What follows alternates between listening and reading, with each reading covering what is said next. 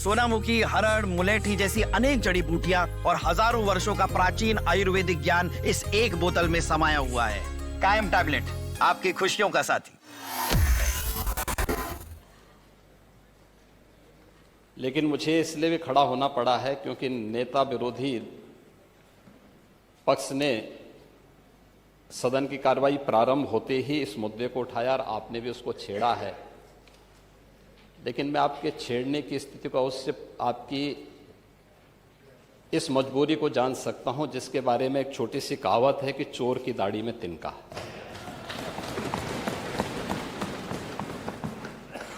प्रश्न है नकली दवाओं के सेवन से होने वाली मौतों के बारे में, जिसके बारे में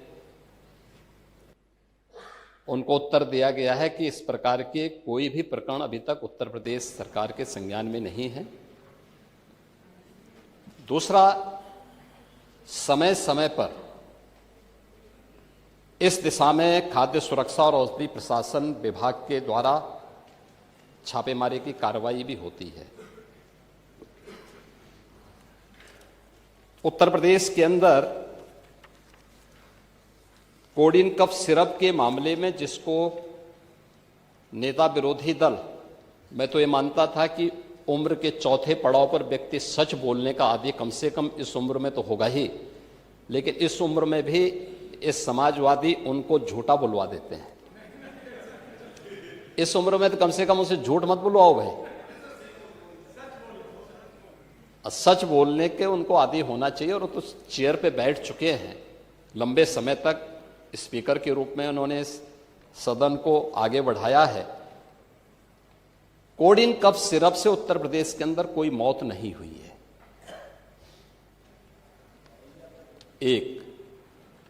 दूसरा, इस मामले में एनडीपीएस के अंतर्गत कार्रवाई होगी। यह उत्तर प्रदेश सरकार इस मामले को कोर्ट में जीती है, उत्तर प्रदेश ने इस मामले को लड़ा है।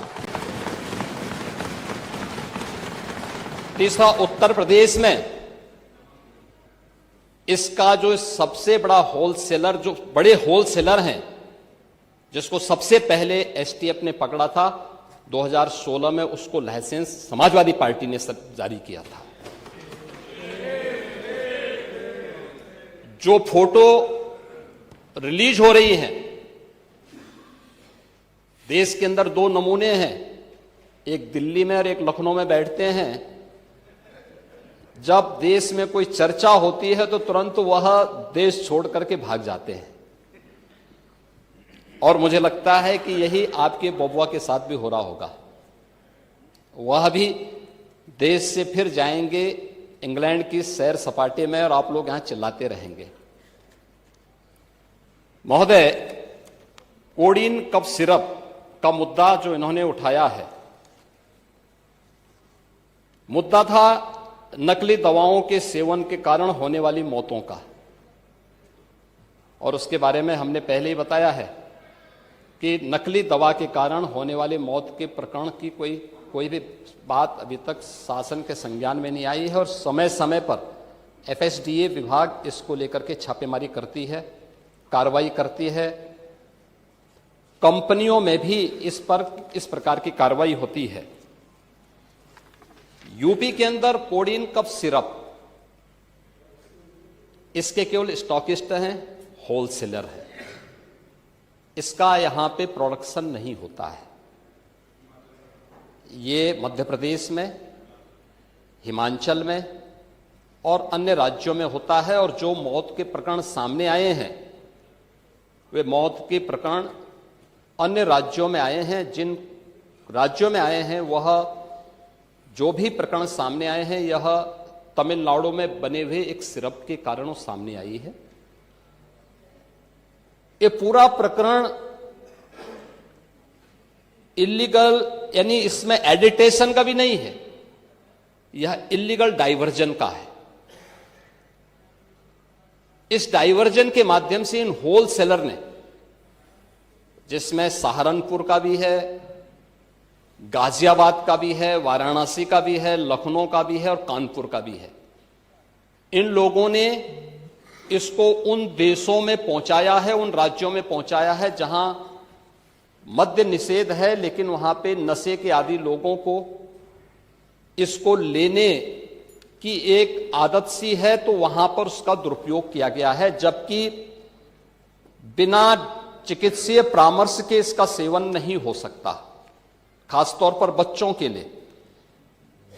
एडल्ट भी चिकित्सीय परामर्श से ही इसका सेवन करता है। कौन ऐसा व्यक्ति है जिसने कफ सिरप नहीं लिया? खांसी होती है, हर व्यक्ति लेता है, लेकिन चिकित्सीय परामर्श से उसमें लिखा जाता है। क्योंकि पढ़ाई लिखाई से आप लोगों का कोई वास्ता है नहीं, इसलिए आप लोग हमेशा इस प्रकार की बातें करते हैं। अब बात पहले अब सुन लीजिए ना, आपने पूरी बात बोली तो हम लोगों ने आपकी बात सुनी, आप लोग चिल्लाते रहे तब भी हम आपकी बात सुनते रहे। अब कम से कम हमारी बात तो सुन लें। ये कार्रवाई सरकार ने की है और सरकार ने इसके लिए 79 अभियोग अब तक दर्ज किए हैं। इसमें 225 अभियुक्तों को इसमें नामजद किया है। 78 अभियुक्त अब तक गिरफ्तार हुए हैं।